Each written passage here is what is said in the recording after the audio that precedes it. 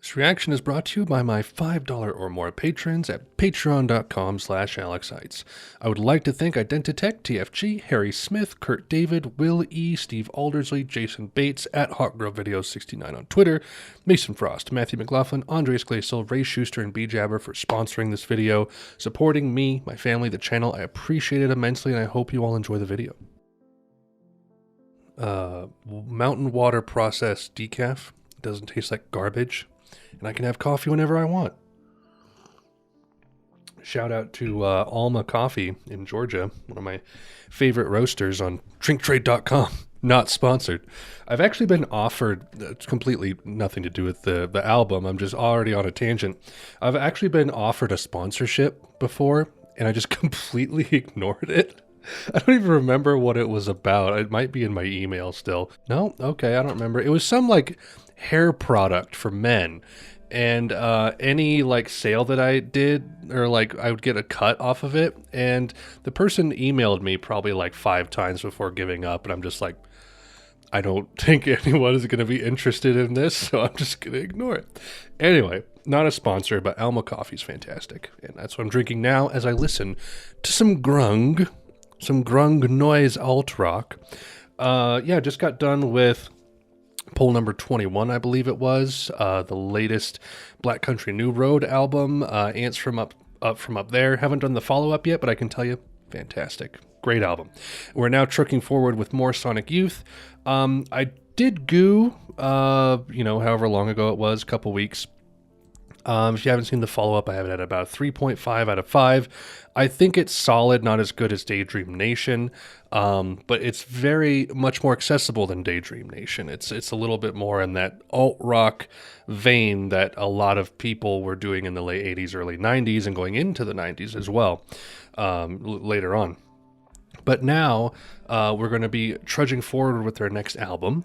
For those who don't know, I do unedited reactions at my Patreon, patreon.com/AlexHeitz. For $10 a month, you can get access to unedited reactions from Modest Mouse going forward. That's about April of 2021. And including this video, that's about 31 albums.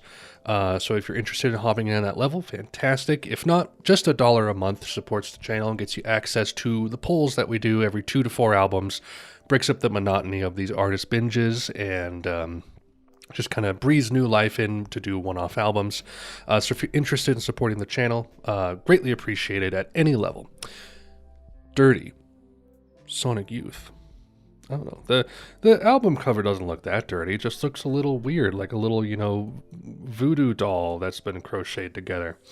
Yeah, so this is kind of in a similar vein to Goo, it seems, in this noise grunge alt arena. A little bit longer, I believe. This one's just about an hour. 15 tracks as well. Some people like this more than Goo. Some people like it less than Goo, and just by little bits. So I'm curious to see how this one will land for me. I'm not extremely optimistic because I don't hear anything off this album talked about that much. But then again, post-Goo Sonic Youth, which we're getting into now, is kind of a different arena, and it's not super mainstream or talked about all that much. So I don't know. We'll have to see how this plays out. But I think we're just going to hop right on in with the first track, 100%.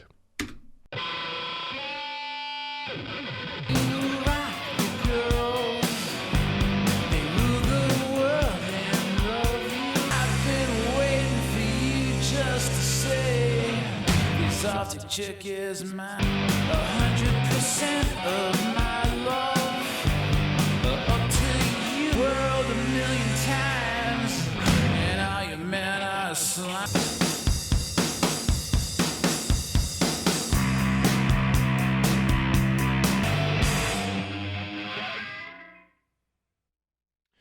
Interesting. So this could be, it's often the case with some of the first tracks. Well, no, not entirely, actually, come to think of it. I might be thinking of a different band. With Sonic Youth, often the tamest, simplest stuff on the album is showcased in the opening track. Like I'm thinking of like Tom Violence and Schizophrenia and Teenage Riot. Whatever was the opening track on Goo, Dirty Boots. They're very kind of one of the more basic tracks. And then they usually kind of end sometimes on basic tracks as well. So this is like, I know this was released as a single, so that could be coloring this, but this feels even more simpler and accessible than stuff off of Goo. It's still noisy, has that ounce of grunge and whatnot, but it just feels cleaner. It's not as messy. It's tighter. I feel like they've gotten tighter and tighter after Daydream Nation with each album, but I could be wrong. We have to keep going. Next track is Swimsuit Issue.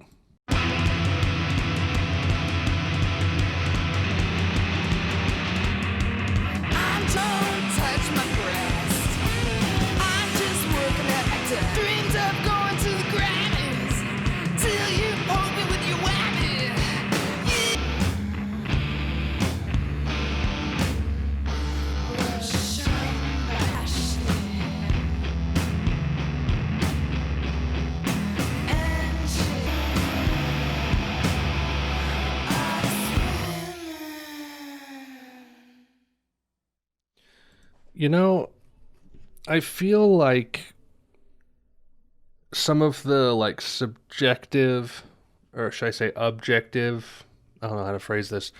There's a certain level of this type of music that I just don't connect to, and I probably never will just based on my personality, and that's fine. But what few things I felt I like would prefer their music to go in certain directions with, they're starting to do. Like my problem with some of the first 3 albums I listened to, Bad Moon Rising, some on Evol, although I still like what Evol accomplished, and then Sister, was just that they felt messy and wild. And I know that's a lot of people like that. I don't per se. And so hearing like tighter composition and instrumentation on these last few albums, last couple at least, and certainly here so far, is a breath of fresh air, because like it's showing that they're really channeling and concentrating their stuff. Because I feel like they have a lot of energy and a lot of really cool production. I just feel like they kind of like let it run wild sometimes, and it makes it feel less exciting at moments. The soundscape stuff is cool, but like I do like when they really focus their songwriting into tracks like these first 2 on this album. Still not like something I would gravitate towards all the time or listen to a lot, but this is so far, this later era of Sonic Youth has been some of my more preferred Sonic Youth songwriting style, I guess you could say. This was a fine track. Interesting lyrics, and perfectly fine alt-rock track as well. Theresa's Sound World.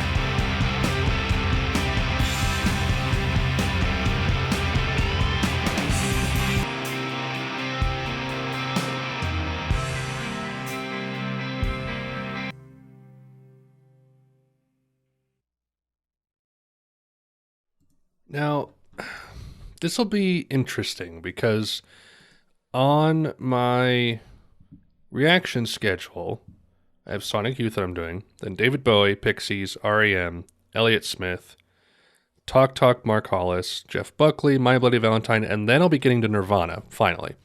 All 3 Nirvana albums. If I'm not mistaken, I believe that Goo or Daydream Nation was influential or responsible for helping Nirvana come to DGC Records, I think. And they Sonic Youth actually toured Europe in the fall of 91 with Nirvana, as well as a few other bands. So as far as like the grunge scene goes, I've only heard maybe 3 or 4 Nirvana songs. I haven't listened to much grunge in general. I've actually probably listened to more post-grunge garbage that I've heard other people listen to than actual grunge. So I don't know how much of this is really grunge, I guess you could say. And they're a New York band, right? So it's like they weren't really in the scenes. And grunge is infamously on this channel, grunge is a very ephemeral term, apparently. But I'll be interested to compare these types of sounds to Nirvana's sounds when I finally get to them, to just kind of see like what the sound influence is going on there. Because like this is, again, still very focused. They're doing their cool borderline post-rock phrasing on a lot of these tracks, very epic sounding at times, that they've been toying with since Daydream. It's still happening here. It's been good so far. Good. Drunken Butterfly is the next one. I know this was eventually released as a single. Let's see what we got.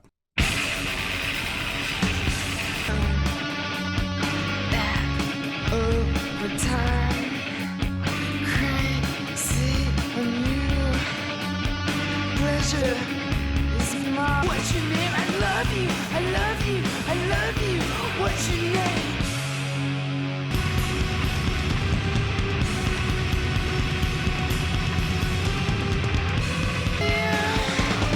Whisper the kisses in your ear. I'll tell you what.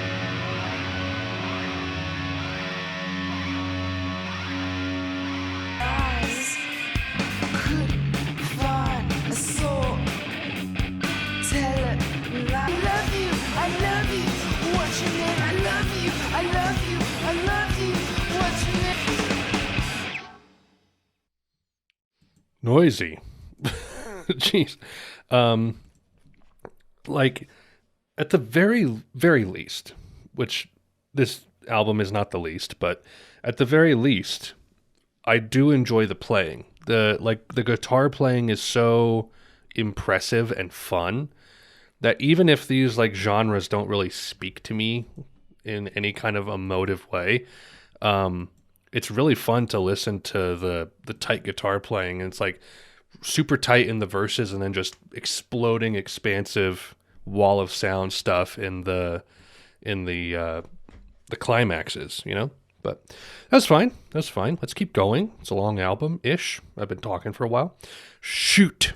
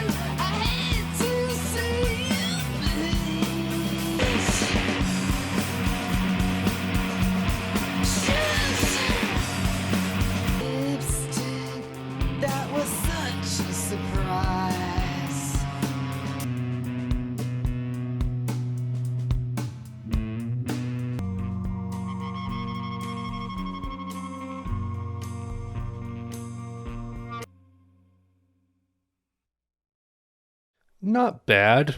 I prefer like something like Theresa's Sound World as far as longer. Uh, what would you call it? Like I said, kind of leaning in that post rock phrasing thing where it's like it ebbs and flows and has very dynamic composition to it. It's not too bad. It was mainly the lyrics and the vocal delivery. I think that kind of took me out of it at times, but it was a fine track. Wish Fulfillment.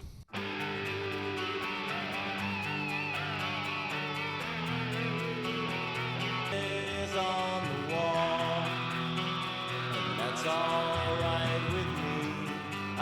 I see I've heard this.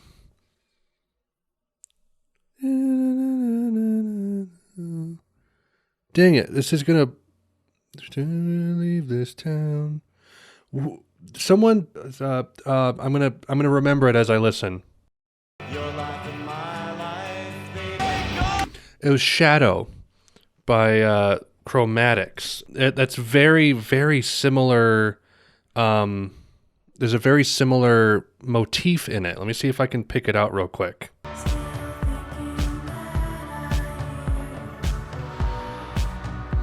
I mean, if you listen to the actual song, you'll be able to hear it for sure, but that's kind of uncanny, actually.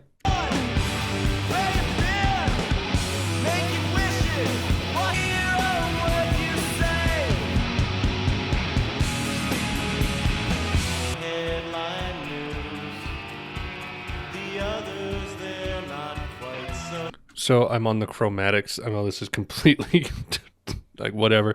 I'm on the Chromatics subreddit, and someone said, I don't know if it's a common knowledge, but Shadow lifted his melody from Sonic Youth's Wish Fulfillment. I heard it. I could hear it. Bam. I could almost see your face tonight. Shake it, baby. Come on, scream. Can I see your face in a man?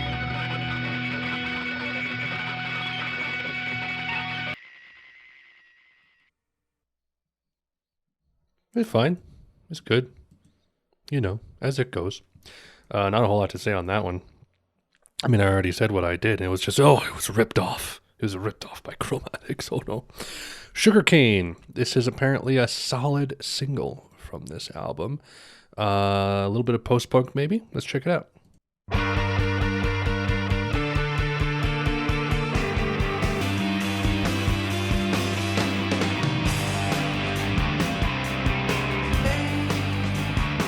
A perfect end today.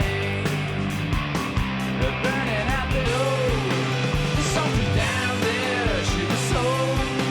Back to the cross.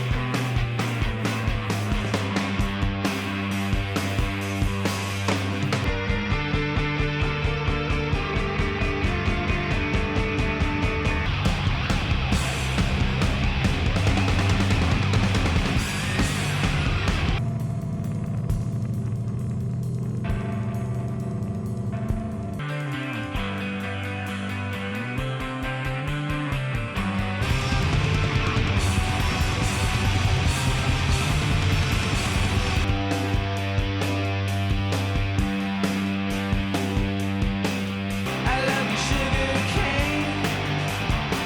I love you, sugar cane.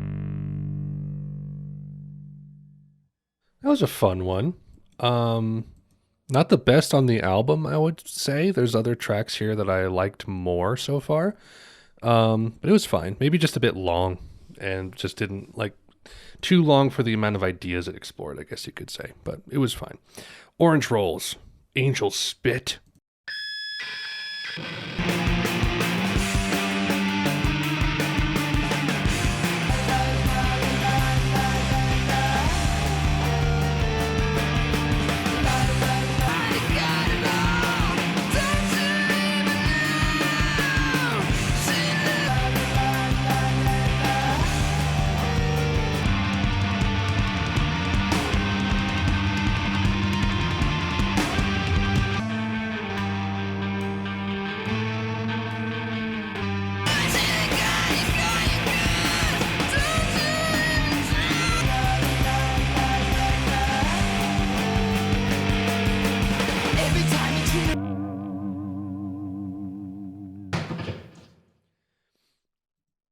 Ever since maybe Wish Fulfillment or Shoot, it's been kind of a like, I wouldn't say a lull, but like the songs are kind of running together a little bit, I guess. There's like a lack of spice or flavor.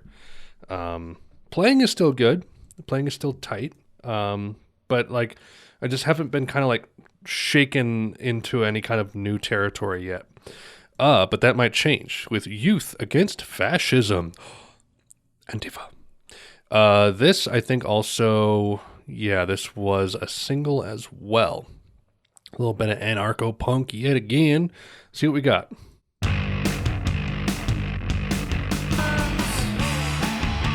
stomach turns.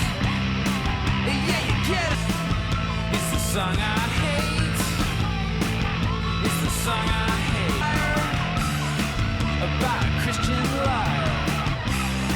A black attack and fire.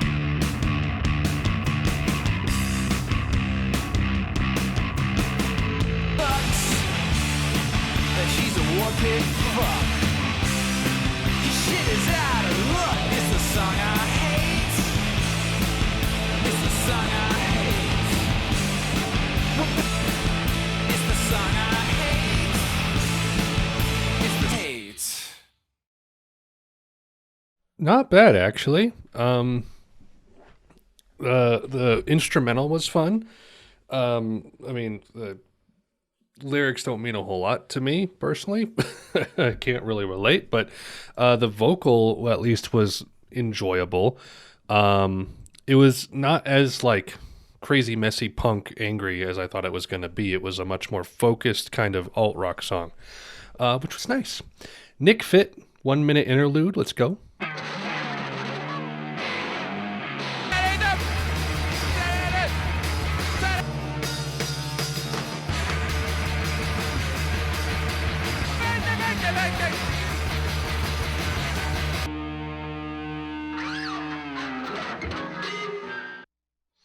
Okay. Anytime they do a cover of a punk band, it's always just like snooze fest for me. But that's okay, because we're going to go on to On the Strip.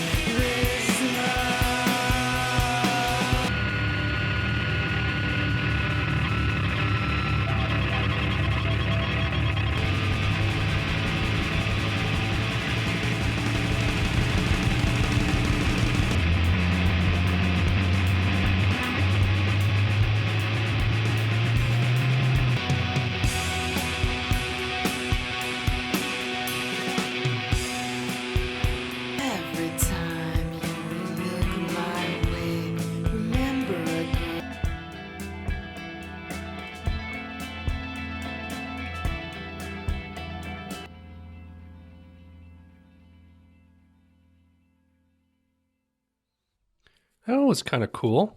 Not a favorite again, but I like the like Theresa's Sound World. Explored some soundscape stuff. Very dynamic in its dynamics and instrumentation. Kind of ebbed and flowed and went all kinds of different directions. Nice acceleration in the middle. Sonic Youth has always been really good at that, just like insane acceleration. But they never really explode it into anything. It just kind of comes back down and then like the drums become normal again. Yeah, that was fine. That was fine. Chapel Hill.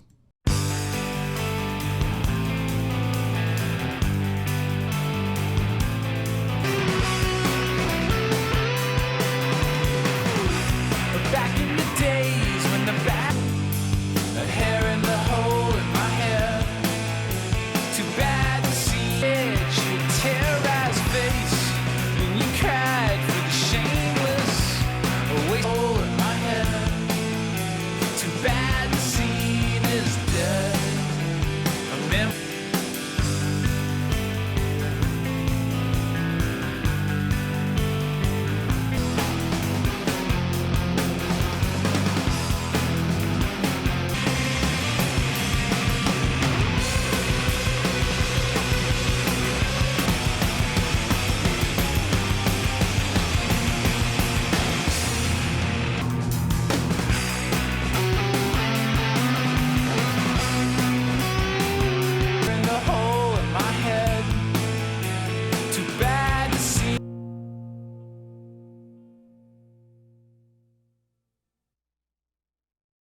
It seems like we're gearing into more interesting stuff here.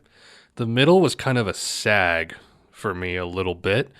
But this wasn't as good as On the Strip, I don't think, but it was still interesting at least, and it did cool stuff. We're kind of stripping away from the messiness again, and we're going back into the tighter things where they feel a little bit more orchestrated and focused, which is good. I like that. JC.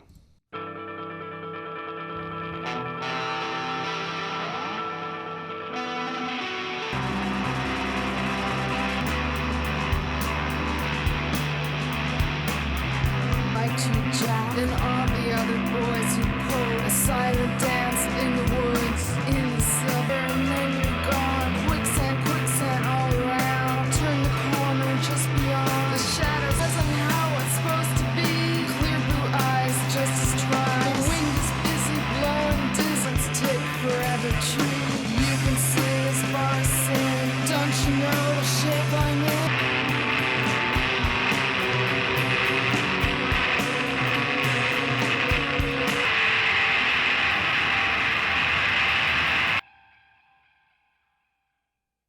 Solid. These last three have been kind of leading back up to like the same level I felt with like the first 3 or 4 songs on the album.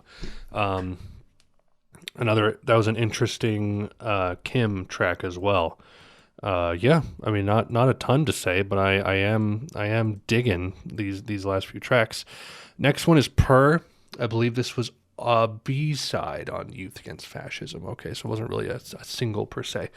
Let's see what Purr's like. The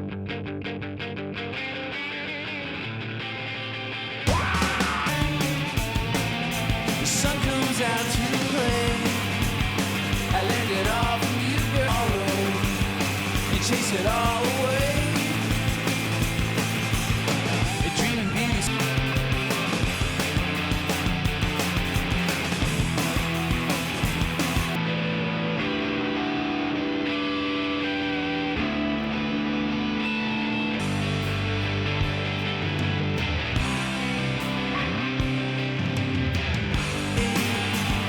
I learned it all from you, girl.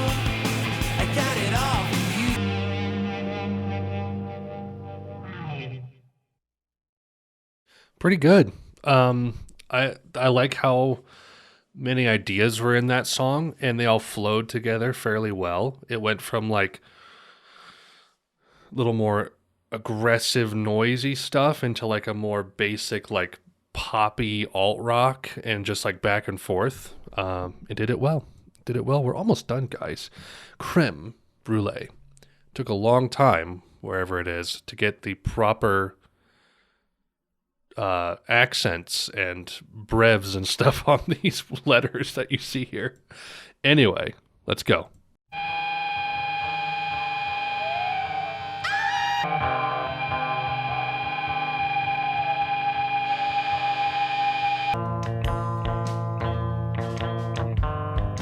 Burning in the summertime, you and me burning in the summer. You and me burning in the summertime, you and me burning. I'm so happy we're just friends.